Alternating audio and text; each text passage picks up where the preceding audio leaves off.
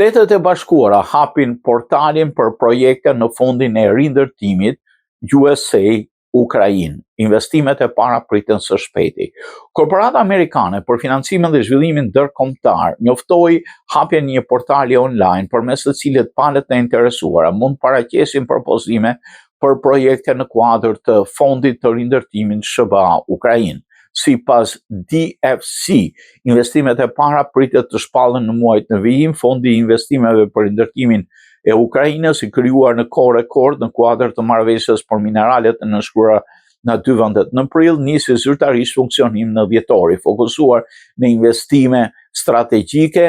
Fondi pritet të arrijë një rreth $200 milion deri në fund vitit, bërë ditur një zyrtar i lartë amerikan. Ndërkohë autoritetet ukrainase synojnë të shpallin 3 projekte fillestare brenda vitit. Presim interes të shërtojmë propozimet të realizojmë investimet tona të para në muajt e ardhshëm, deklaroi Conor Coleman, drejtuesi i investimeve të DFC dhe antari i bordit fondit.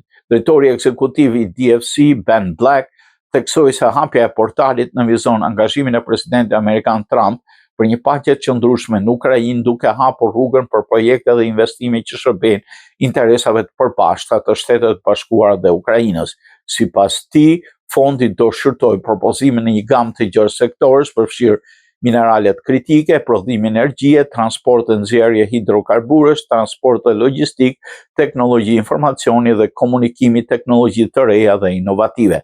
Zyrtarët amerikanë kanë nisur tashmë bisedimet në një numër të madh investitorësh të interesuar që janë gati të kryejnë vlerësime paraprake për disa projekte potenciale, raportoi Reuters duke cituar një zyrtar të lartë. Ukraina nënshkroi marrëveshjen për mineralet pas muajsh presioni nga administrata Trump, duke të Shtetet e Bashkuara akses preferencial në projekte të reja minerare. Sipas zyrtarëve, investimet do fokusohen në sektor strategjik dhe do nisin menjëherë pa pritur një armpushim formal.